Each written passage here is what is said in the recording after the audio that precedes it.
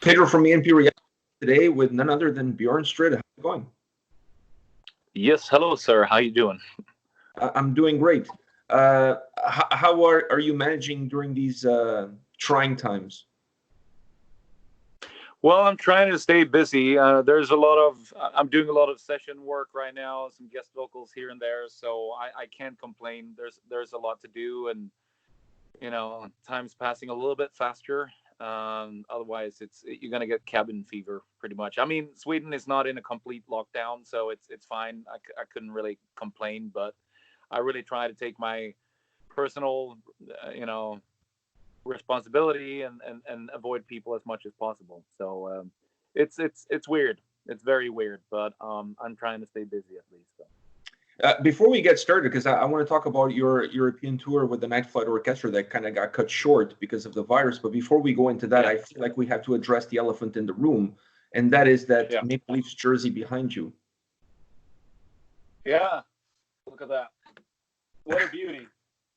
It is. It is. I mean, when we got this call scheduled for today, I was not expecting to see a Mats Sundin jersey during this. No, you didn't. This is a complete shocker, but a welcoming surprise, I must say. Yeah, absolutely. I mean, I'm a big hockey fan.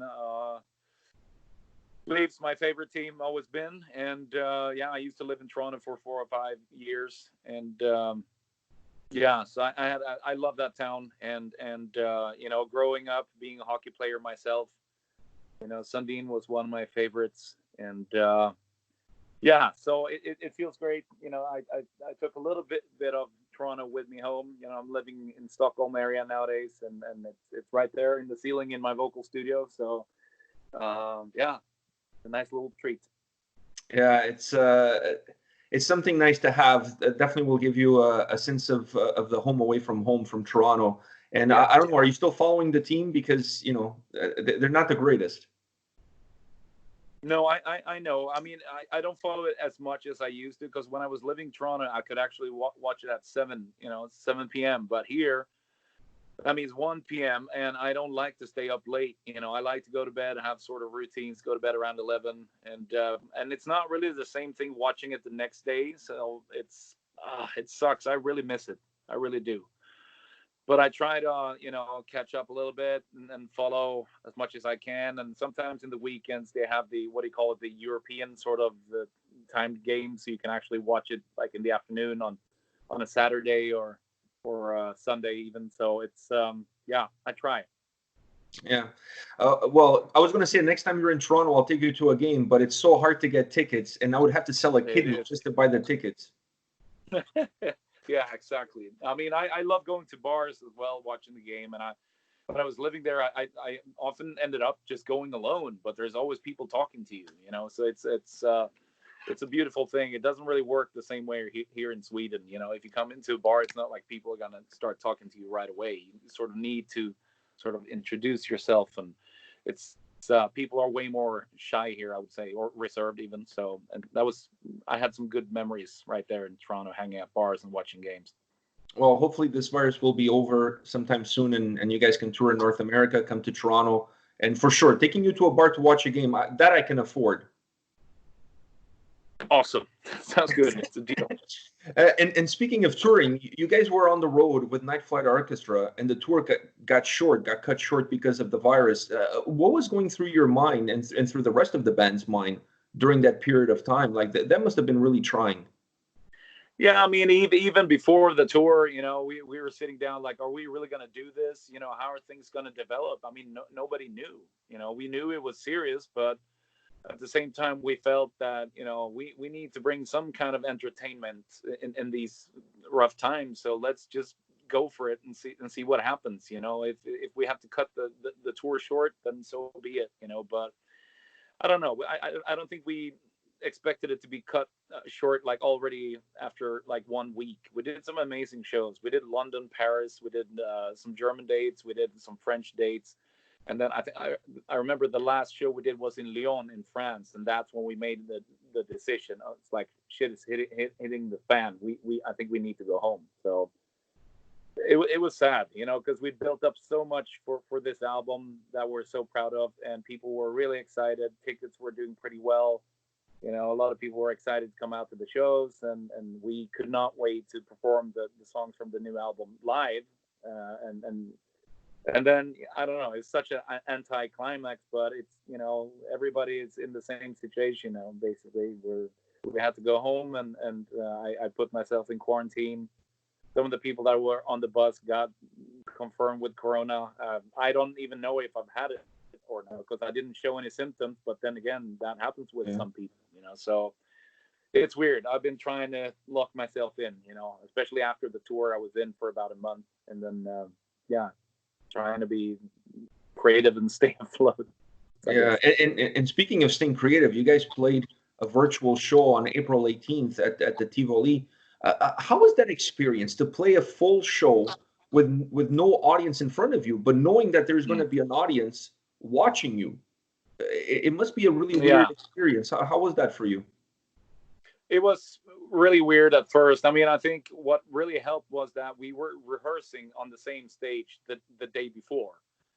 And so you sort of got used to the thought of, okay, this is how it's going to look tomorrow. There's not going to be any people here, and your monitor settings are not going to be different, even though there's people coming in, with the acoustics and everything.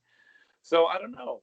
I think we got into it pretty quickly, and I think we were just pretty nervous, because we've never done something like that before, and I'm always a little bit nervous before each show, but this was just different. It's like you feel watched, but you can't see the people. You know what I mean? It's a different feeling. So but I mean, I don't know.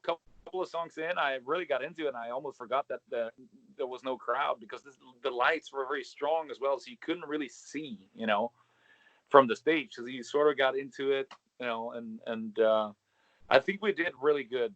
We had a lot of fun too, and it seemed like people were really enjoying it as well.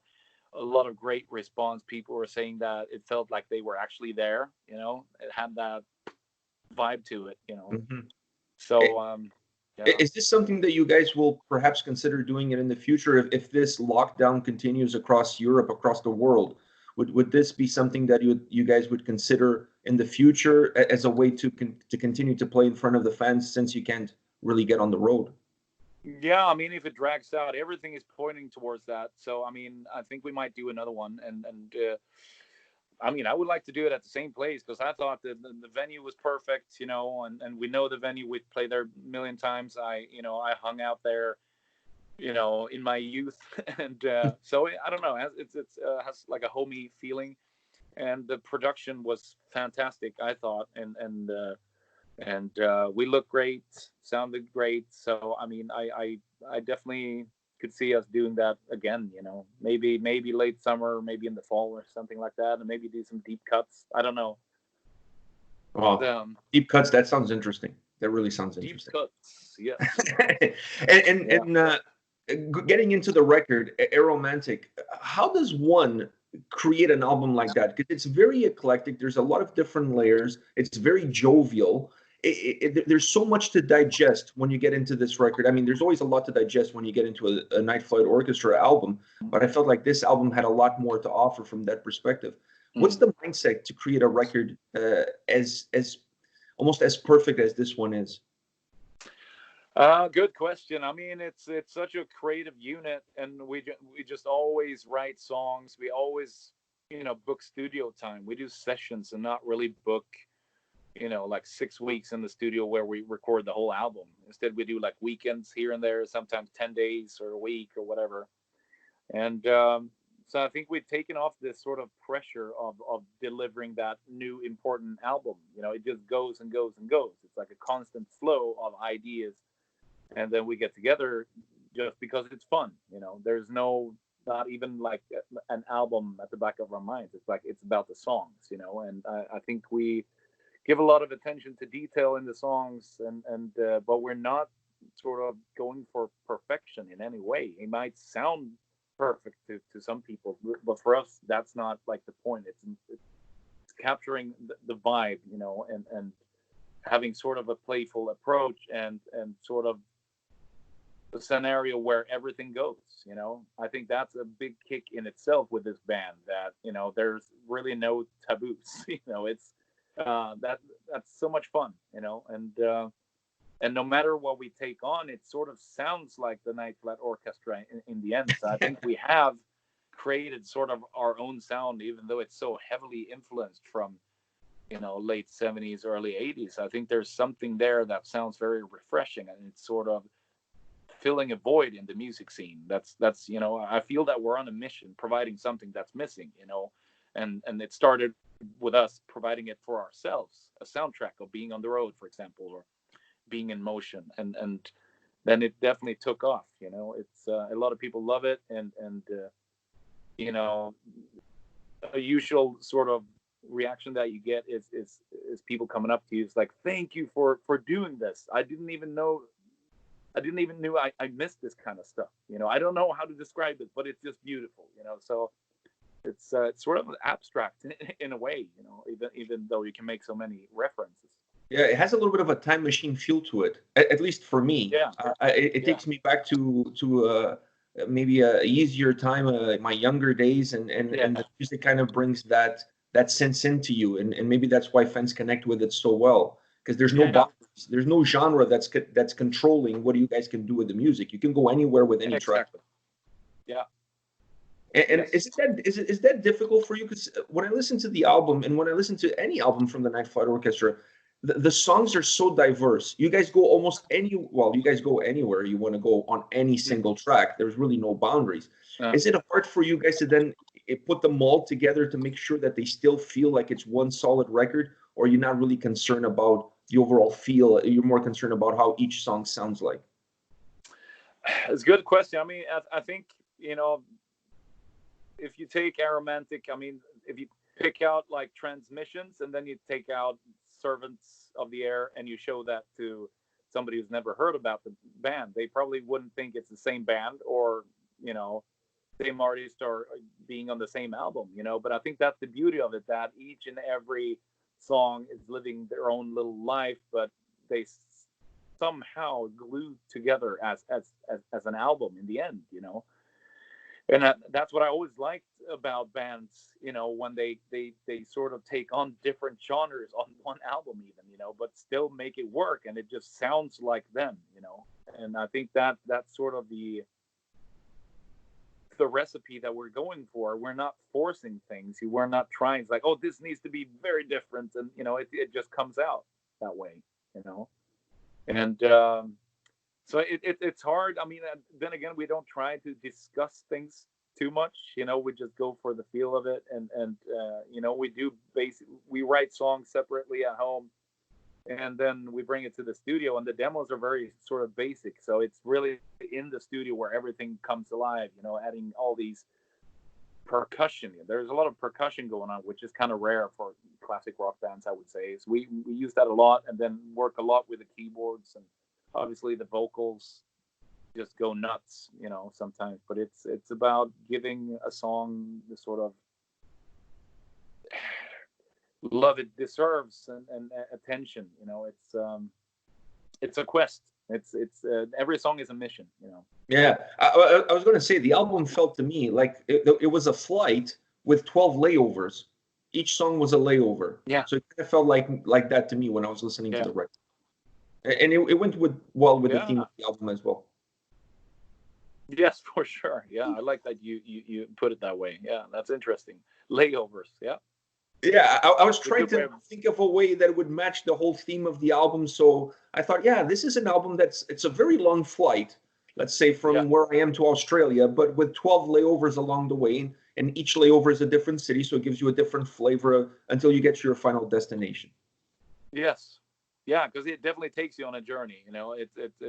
That's obviously sounds very cliche and cheesy, but I mean that's what it's meant to do. And I feel that that's also a big sort of quest for us, like a mission to sort of include a lot of surprises in the sound and on the album. When you think what the band is all about, or what the record is all about, it's like, no, you don't. And I love that. Yeah, it's one of the things that attracts me. Besides the sound of the band and the fact that you guys are one of the few bands that I can actually play at a house party without getting my wife pissed off, because it kind of it has that atmosphere to it. Besides that, I really Yeah. like the way you guys create your music, that journey. I know it's like you said, it sounds very cliche, but the albums really have that. And not knowing what's around the corner, you just never know what the next song is going to bring. You never have that sense Yeah. of comfort knowing that this is what I'm getting myself into, and this is what I'm going to get from every single track as I go down the record. Yeah. Yeah. Exactly. Yeah. I mean, we've gotten the same response. Like, this is something my family can listen to. Like, we have like a family dinner or whatever, and we listen to this, and a lot of kids dancing to it as well. A lot of parents have sent videos of their kids dancing and doing the conga train and all that stuff. And it's beautiful. It's really Yeah, nice. it's fun. How much of this band is part of who you are as a person? What percentage of the Night Flutter Orchestra is Bjorn Strid? I mean, since I have two bands, I have Soilwork and Night Flutter Orchestra, and I feel I have the best of both worlds. I think I get to channel all of my influences into these bands. So I feel very complete, musically. And so it for me, it's sort of a 50-50 situation, with these two bands. And I think they represent me in a very, very good way. You pretty much get to know me through these two bands, I would say. It's your yin and your yang. Exactly. Yeah. And you mentioned a little bit of Soilwork, so I want to ask you, guys have released two singles. I know an album just came out last year, then you released the EP, then two singles have came out. When can fans expect? I know perhaps I'm rushing here because there was an album last year, but when can fans expect a full length album from Soilwork? A full length might take a while, but I would think sometime next year, hopefully. If not by the summer, then in the fall. But there's going to be stuff happening before that. Like you mentioned, the singles, which will most likely end up being some kind of an EP in the end. I did this sort of feverish trinity. So it's been a nice experiment, with these three songs, and that's also, kind of nice to not do the typical, album cycle. You do an album, you go on tour, then you have a break, and then you do an album. It gets boring after a while, and I think we live in different times now where you're actually allowed to release a single here and there, and maybe an EP. But then that also means that you can experiment a little bit more. At least for us, I think that's also a way of finding where we will go for the next album by sort of experimenting with EPs or a couple of singles, whatever. So it's a nice sort of, experiment in that sense. Do you feel the way people consume music these days, this perhaps is an easier way to reach an audience, like releasing a single here and a single there? Because a lot of people these days consume music through Spotify and streaming services. Yeah. Listening to a full album, and people obviously still listen to full albums, but I feel like people are consuming more piecework versus full body of work. So do you feel like this is a good way to get some music out there? Keep putting out something for the fans? Yeah, I mean, I think you're being judged as a band in a different way these days, because I mean, it used to be all about the album, which I liked. I still like a full length album.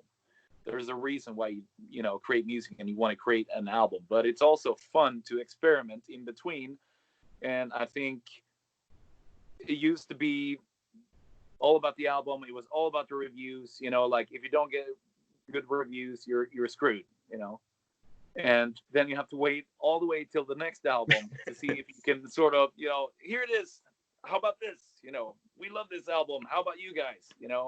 Now you can actually be judged in a different way, not like only on an album. You can actually release a couple of songs here and there, and people can get really excited about it, and you can still come across. You can still sort of communicate to music fans in a different way, I would say, without being, this is not an album, so it doesn't matter. No, it actually does matter. It's a song. It's a great new song. So it's not about people sort of,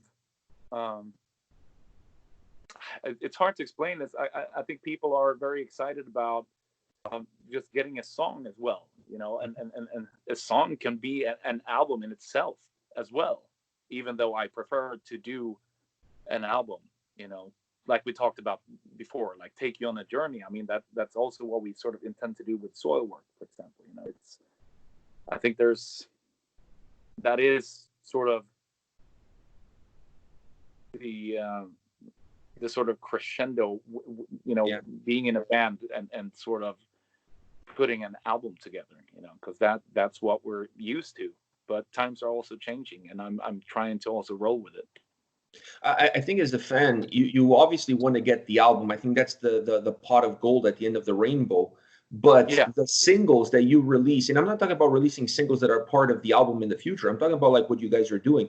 I think those are great breadcrumbs because yeah, it gives the fans something to digest, something to stay connected with the band, and it kind of merges the gap in between records perfectly well. So you don't go 2, 3, 4 years in between a record with nothing new from the band. It gives fans exactly. those little breadcrumbs. It's almost like you're enticing us. You're the Pied Piper with these singles, you know, bringing the fans all the way until the future record. So I really like that idea. I don't think Yeah, there's too many bands doing it, but I think the world is changing and the way people consume music is changing. So I think bands have to adapt to those changes. yeah, I think so too. And you guys, I mean, you guys do everything, and I have to talk to you about the wine and the rum with the Night Flight Orchestra. Where did that idea came from? Well, it came from the brewery, or the distillery, I should say, and there's a guy there named Mixon Lindberg, and he approached us, you know, because he's a huge fan of the band, and he was, you know, sort of saying like, "Thank you for doing this. I've missed a band sounding like this," you know.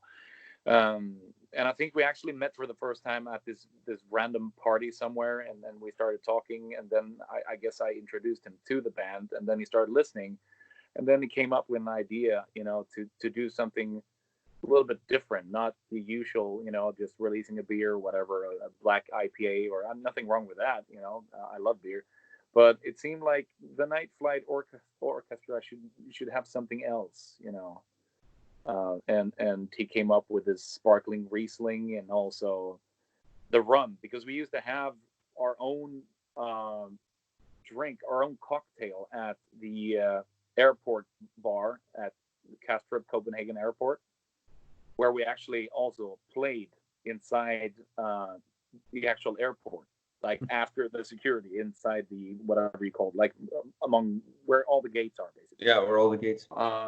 We played. We were the first band to ever play inside Copenhagen Airport, and that's when the Mikkeller bar. That's the name of the brewery and the distillery. They also have, the distillery is actually called Phantom Spirits. So it's Mikkeller mostly doing beer, and then they have Phantom Spirits doing all the sort of heavy liquor and stuff, and also sparkling wine. So they opened a bar at the airport, and they asked us to play there, which was amazing. So, and then we've been, you know, working on this for quite some time, and we had our own cocktail with rum called Midnight Flyer at the actual bar there at the airport, but we wanted to release something on our own as well, and deserves more than just a cocktail, you know, and that's where the rum came up, and it's aged on champagne barrels, which is, I believe it's the first in the world, which is Wow. really cool. You know, I Yeah. never really heard about it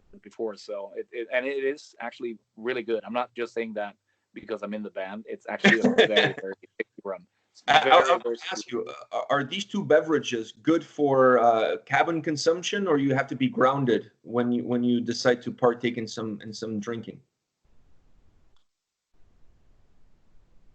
Oh, you mean like if you can shot it or just like sip it, or like, or do you Yeah, mean? like are these the kind of things that you can that you need to savor it, or you can just go hard at it at a No, I party? think you should savor it a little bit. I mean, I like sipping rum. I mean, doing shots of rum. We did do that on stage though, at the streaming, because we didn't really have time to sip it. You know, we were playing a show, but you can of course take a shot, but it has a, you know, the taste is never stops giving really. So it's there's a lot of depth in it, and so it it deserves some sipping for sure. I'm actually going to pick up some. I'm a huge fan of rum. It's perhaps my favorite beverage. So Oh, cool. Yeah, I need to try. I need to try this out because the whole champagne barrel thing really has me curious. I don't think I've ever had a rum that was aged in a champagne barrel. So that has me really curious as far as the flavor of the rum is concerned. So I'm going to have to order myself some rum and give it a shot, and then I'll let you know the final results if I survive. Because once I start drinking rum, it's very hard to stop. I tend to completely get lost. The same way you get lost in the music, I get lost with the rum. It's going to be interesting. It's going to be interesting. I have one more question for you. You mentioned it briefly that you're using this time to do some guest work. And to me, last year you had one. I mean, to me, this song "Without You" was not the same song, and that's the song that you did, "Dead Promises," you did with Daria. I heard you on the track first when I received the album for review, and then I heard the single being released without you being on the track. It's two completely different songs. You've worked with so many artists, you've worked with so many bands.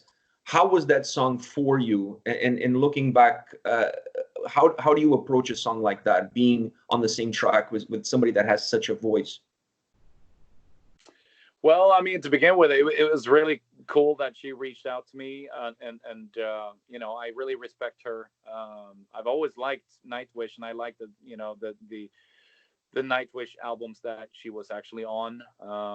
There's something special about her voice. So when she approached me, I felt very honored,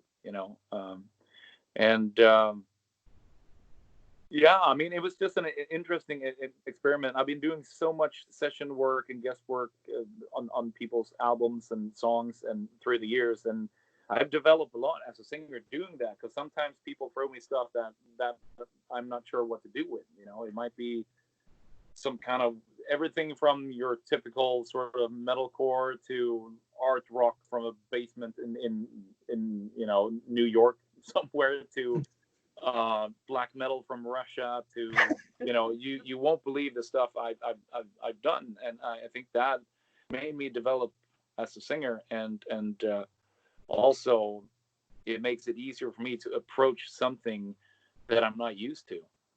And with this song, it was not that far outside my sort of comfort zone, I would say.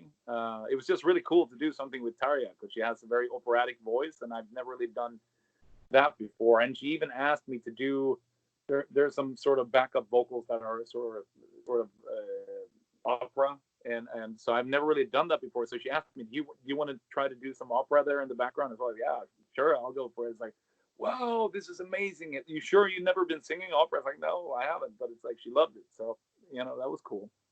Yeah, the track turned out tremendously. Like you gave a different spin and you gave a different life to that song. And I can say that because the first time I heard it was with you, like I said, and the second time when I heard it without you, it just didn't have the same pop. It just didn't have the same feel. So you definitely added so much soul and energy to that song. What a great track. Well, one of my favorites from last year, for sure. Thank you. Thank you so much. Well, thank you very much for your time today. Thanks for chatting. It was a pleasure. It was more than a pleasure. It was an honor to have this time to chat with you about Night Flight Orchestra and Soilwork. So thank you very much. Thanks for taking the time. Thank you. Take care. Absolutely. Stay safe and stay healthy. I very much enjoyed. Yes, you too. Say hi to Toronto for me. I will. And next time you're in town, I'll take you out to a bar so we can watch a game together. Perfect.